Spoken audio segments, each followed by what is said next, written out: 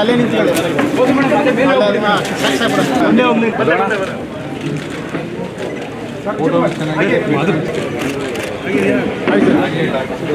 Sir ಒಂದು ನಿಮಿಷ ಯಾರು ತೆಗೆದಿಲ್ಲ. ಈಗಾಗಲೇ ನಮ್ಮ ಅಧ್ಯಕ್ಷರು ಹೇಳ್ತಿದ್ದ ಹಾಗೆ ಚಾಮರಾಜನಗರ ಲೋಕಸಭಾ ಕ್ಷೇತ್ರದಲ್ಲಿ ಯಾವಾಗಲೂ ಕೂಡ ಕಾಂಗ್ರೆಸ್ ಭದ್ರಕೋಟೆ ಆಗಿತ್ತು. ಆದ್ರೆ ಇಷ್ಟೊಂದು ದೊಡ್ಡ ಮೊತ್ತದ ಬಹುಮತಗಳ ಅಂತರದಿಂದ ನಾವು ಯಾವತ್ತೂ ಗೆದ್ದಿಲ್ಲ. 1,88,000 ಮತಗಳ ಅಂತರದಿಂದ ತುನಿಕೋಸು ಗೆದ್ದು ಚಾಮರಾಜನಗರ ಲೋಕಸಭಾ ಕ್ಷೇತ್ರದಲ್ಲಿ ಇತಿಹಾಸನ ದಾಖಲೆ ಮಾಡಿದ್ದಾರೆ. ಹಾಗಾಗಿ ಮೊದಲಿಗೆ ನಮ್ಮೆಲ್ಲ ಕಾರ್ಯಕರ್ತರು ನಮ್ಮೆಲ್ಲ ಮತದಾರರ ಪರವಾಗಿ ಅವರಿಗೆ ಅಭಿನಂದನೆಗಳನ್ನು ತಿಳಿಸಲಿಕ್ಕೆ ಇಷ್ಟಪಡ್ತೀನಿ. 1,88,000 ಗೆದ್ದಿದ್ದಾರೆ. ಮತ್ತೆ ಇವತ್ತು ಚಾಮರಾಜನಗರ ಲೋಕಸಭಾ ಕ್ಷೇತ್ರ ಬರುವಂತ ಎಲ್ಲಾ ವಿಧಾನಸಭಾ ಕ್ಷೇತ್ರದಲ್ಲೂ ಕೂಡ ಅವರು 8 ವಿಧಾನಸಭಾ ಕ್ಷೇತ್ರಗಳಲ್ಲೂ ಕೂಡ ಬಹುಮತ ಪಡ್ಕೊಂಡಿದ್ದಾರೆ. ಅದು ಕೂಡ ಒಂದು ದಾಖಲೆ. ಯಾವತ್ತೂ ಕೂಡ ಚಾಮರಾಜನಗರ ಲೋಕಸಭಾ ಕ್ಷೇತ್ರದ ಎಲ್ಲಾ ವಿಧಾನಸಭಾ ಕ್ಷೇತ್ರದಲ್ಲಿ ನಮಗೆ ಲೀಡ್ ಬಂದಿರಲಿಲ್ಲ. ಅದೇ ಈಗ ಮೊದಲನೇ ಬಾರಿಗೆ ಎಲ್ಲಾ ವಿಧಾನಸಭಾ ಕ್ಷೇತ್ರಗಳು 8 ವಿಧಾನಸಭಾ ಕ್ಷೇತ್ರದಲ್ಲಿ ಲೀಡ್ ಪಡೆಯುವ ಮೂಲಕ ಮತ್ತೊಂದು ದಾಖಲೆಯನ್ನು ಸುನಿಲ್ ಅವರು ಬರೆದಿದ್ದಾರೆ.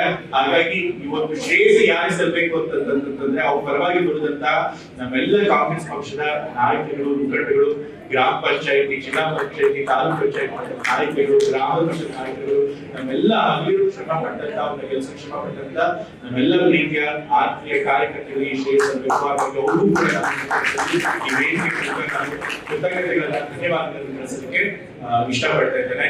ಇವತ್ತು ಕರ್ನಾಟಕದಲ್ಲೂ ಕೂಡ ಇಡೀ ರಾಜ್ಯದಲ್ಲಿ ನಮ್ಮ ಕಾಂಗ್ರೆಸ್ ಪಕ್ಷಕ್ಕೆ 9 ಸ್ಥಾನಗಳು ಸಿಕ್ಕಿದೆ. ಕಳೆದ ಬಾರಿ ಲೋಕಸಭಾ ಚುನಾವಣೆಯಲ್ಲಿ ನಮಗೆ ಕೇವಲ 1 ಕ್ಷೇತ್ರ ಮಾತ್ರ ನಾವು ಗೆಲ್ಲೋದಕ್ಕೆ ಸಾಧ್ಯ ಆಗಿತ್ತು. ಆದರೆ ಈ ಬಾರಿ 9 ಕ್ಷೇತ್ರಗಳಲ್ಲಿ ಗೆಲ್ಲಲು ಸಾಧಿಸಕ್ಕೆ ಸಾಧ್ಯ ಆಗಿದೆ.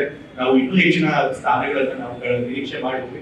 ಆದ್ರೆ ನಾವು ನಿರೀಕ್ಷೆ ಮಾಡಿದಷ್ಟು ಸ್ಥಾನಗಳು ಗೆಲ್ಲುವುದು ಕೂಡ ಇದು ಕೂಡ ಒಂದು ಉತ್ತಮ ಸಾಧನೆನೇ. ಯಾಕೆಂತಂದ್ರೆ ಕಳೆದ ಬಾರಿ ನಮಗೆ ಬರೀ 32.11% ವೋಟ್ ಶೇರ್ ಅಷ್ಟೇ ಬಂದಿತ್ತು ಲೋಕಸಭಾ ಕ್ಷೇತ್ರದಲ್ಲಿ. ಆದ್ರೆ ಈ ಬಾರಿ ಇಡೀ ಕರ್ನಾಟಕದಲ್ಲಿ ನಮಗೆ ವೋಟ್ ಶೇರ್ ಜಾಸ್ತಿ ಆಗಿದೆ. ಇವತ್ತು 45.34% ವೋಟ್ ಶೇರ್ ಬಂದಿದೆ. ಬಿಜೆಪಿ ಅವರಿಗೆ ಕಳೆದ ಬಾರಿ 51.something ಬಂದಿತ್ತು, 51.75% ಬಂದಿತ್ತು. ಆದ್ರೆ ಈ ಬಾರಿ ಅವರಿಗೆ ಬರೀ 46.04% ಬಂದಿದೆ. ಜೆಡಿಎಸ್ ಅವರಿಗೆ ಕಳೆದ ಬಾರಿ 9.75% ಬಂದಿತ್ತು. ಆದ್ರೆ ಈ ಬಾರಿ ಅವರಿಗೆ 5.6% ಬಂದಿದೆ. ಅಂದ್ರೆ ಬಿಜೆಪಿ ಅವರಿಗೆ ಮತ್ತೆ ಜೆಡಿಎಸ್ ಅವರು ವೋಟ್ ಶೇರ್ ಕಳೆದ ಬಾರಿಗಿಂತ ಲೋಕಸಭಾ ಚುನಾವಣೆಯಲ್ಲಿ ಕಡಿಮೆ ಆಗಿದೆ. ನಮಗೆ ವೋಟ್ ಶೇರ್ ಜಾಸ್ತಿ ಆಗಿದೆ. ಆದ್ರೆ ಅದು ಕ್ಷೇತ್ರ ಸ್ಥಾನಗಳಾಗಿ ಪರಿವರ್ತನೆಗೊಳ್ಳಲು ಸಾಧ್ಯ ಆಗಲಿಲ್ಲ. ಆದ್ರೂ ಕೂಡ 9 ಕ್ಷೇತ್ರಗಳನ್ನ ಗೆಲ್ಲುವುದು ಉತ್ತಮ ಸಾಧನೆ. ಇದು ಖಂಡಿತ ಕರ್ನಾಟಕದ ಜನ ಪರವಾಗಿಲ್ಲ. ಆಡಳಿತಕ್ಕೆ ನಮ್ಮ ಒಂದು ಸಿದ್ಧಾಂತಕ್ಕೆ, ನಮ್ಮ ಒಂದು ಕಾರ್ಯಕರ್ತರಿಗೆ ಅವರೆಲ್ಲ ಸೂಚಿಸಿದ್ದಾರೆ ಅನ್ನೋದು ತೋರಿಸುತ್ತೆ. ಹಾಗಾಗಿ ನಾವು ಯಾವುದೇ ಕಾರಣಕ್ಕೂ ಕೂಡ ನಾವು ಗಟ್ಟಿಗಿಡಬೇಕಾಗಿಲ್ಲ. ಮತ್ತೆ ಈ ಕಾರ್ಯಕ್ರಮಕ್ಕೆ ಬಂದಂತಹ ನಮ್ಮ ಶಿಕ್ಷಣ ಕ್ಷೇತ್ರದ ಅಭ್ಯರ್ಥಿ ಆಗಿರುವಂತಹ ಮರಿತ್ವೇಗೌಡರು ಕೂಡ ನಾನು ವೇದಿಕೆ ಇಡೀ ದೇಶದಲ್ಲೂ ಕೂಡ ಇವತ್ತು ಕಾಂಗ್ರೆಸ್ ಪಕ್ಷ ಬಹುಮತ ಪಡ್ಕೊಳ್ಳೋಕ್ಕಾಗದೇ ಇರ್ಬೋದು.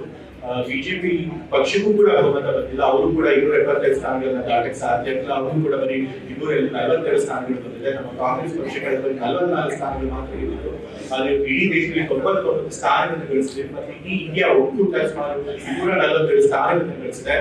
ಆದ್ರೆ ಇದು ಬಹಳ ದೊಡ್ಡ ಸಾಧನೆ. ಯಾಕೆ ಅಂತಂದ್ರೆ ಕಾಂಗ್ರೆಸ್ ಪಕ್ಷಕ್ಕೆ ಇಷ್ಟೊಂದು ದೊಡ್ಡ ಕೆಲಸ ಸಾಧಿಸಲು ಅಷ್ಟೊಂದು ಸುಲಭ ಆಗಿರಲಿಲ್ಲ. ಯಾಕೆಂತಂದ್ರೆ 10 ವರ್ಷಗಳಿಂದ ಬಿಜೆಪಿ ಪಕ್ಷ ಏನ್ ಮಾಡಿತ್ತು ಅಂತಂದ್ರೆ ಒಂದು ರೀತಿ ದೇಶದಲ್ಲಿ ಸರ್ವಾಧಿಕಾರ ದೇಶದ ಎಲ್ಲ ಡೆಮೋಕ್ರೆಟಿಕ್ ಇನ್ಸ್ಟಿಟ್ಯೂಷನ್ ಕೂಡ ಅದು ಆಕ್ರಮಿಸಿಕೊಂಡಿತ್ತು. ನಾವು ಬೇಕಾದವ್ರನ್ನ ಎಲ್ಲ ಡೆಮೋಕ್ರಾಟಿಕ್ ಪ್ರಜಾಪ್ರಭುತ್ವ ಸಂಸ್ಥೆಗಳು ನಮ್ಗೆ ಬೇಕಾದವ್ರ ಇಡಿ ಇರ್ಬೋದು, ಸಿಬಿಐ ಇರ್ಬೋದು, ಐಟಿ ಇರ್ಬೋದು, ಕೆಲವು ಸಂದರ್ಭದಲ್ಲಿ ಕೋರ್ಟ್ಗಳು ಕೂಡ ಇರ್ಬೋದು, ಜೊತೆಗೆ ಎಲೆಕ್ಷನ್ ಕಮಿಷನ್ ಆಫ್ ಇಂಡಿಯಾ ಕೂಡ ಇರ್ಬೋದು. ಎಲ್ಲರೂ ಕೂಡ ಪಕ್ಷಪಾತಿಯಾಗಿ ವರ್ತನೆ ಮಾಡ್ತಾ ಇದ್ರು. ನಮ್ಮ ಪಕ್ಷದವರ ವಿನಾಕಾರಣ ಕೇಸ್ಗಳನ್ನ ಹಾಕಿದ್ರು, ಐಟಿ ರೀತಿ ಮಾಡೋದು, ಅವ್ರನ್ನ ಜೈಲಿಗೆ ಕಳಿಸೋದು, ನಮ್ಮ ಪಕ್ಷದ ಶಾಸಕರನ್ನ ಸೆಳೆಯೋದು, ಆಮಿಷ ಹೊಡೋದು, ಈ ರೀತಿ ಮಾಡಿ ಪ್ರಜಾಪ್ರಭುತ್ವ ಬಿಡುಗಡೆ ಮಾಡ್ತಾ ಇದ್ರು. ಇವತ್ತು ಈ ಗವರ್ಮೆಂಟ್ ಪರಿಶೀಲನೆ ಅವರ ಹತ್ರ ಇತ್ತು. ಮತ್ತೆ ಹಣ ಬಲ ಬೇಕಾದಷ್ಟು ಇತ್ತು. ಎಲೆಕ್ಟ್ರಾನಿಕ್ ಬಾಂಡ್ ಸ್ಕ್ಯಾಮ್ ಮಾಡಿ ಎಲ್ಲಾ ಪಕ್ಷಗಳಿಂದ ಹೆಚ್ಚಿನ ಹಣ ಅವ್ರು ಪಡ್ಕೊಂಡಿದ್ರು. ಸೊ ಹಾಗಾಗಿ ಹಣದಲ್ಲೂ ಕೂಡ ಅವ್ರನ್ನ ಯಾರು ಬೇಯಿಸೋದಕ್ಕೆ ಸಾಧ್ಯ ಆಗ್ತಿಲ್ಲ. ಸೊ ಹೀಗಾಗಿ ಅವ್ರಿಗೆ ಇಡೀ ಗವರ್ಮೆಂಟ್ ಶಕ್ತಿ ಮಿಷನರಿ ಇತ್ತು. ಎಲ್ಲ ಪ್ರಜಾಪ್ರಭುತ್ವ ಸಂಸ್ಥೆಗಳು ಅವ್ರ ಕೆಲಸ ಮಾಡ್ತಿದ್ರು. ಜೊತೆಗೆ ಹಣ ಬಲ ಇದ್ರು ಕೂಡ ಇವತ್ತು ನಮ್ಮ ಕಾಂಗ್ರೆಸ್ ಪಕ್ಷ ಇವತ್ತಿಷ್ಟು ದೊಡ್ಡ ಮಟ್ಟದಲ್ಲಿ ನಾವು ಗೆದ್ದು ಸಾಧಿಸಲಿಕ್ಕೆ ಸಾಧ್ಯ ಆಗಿದೆ.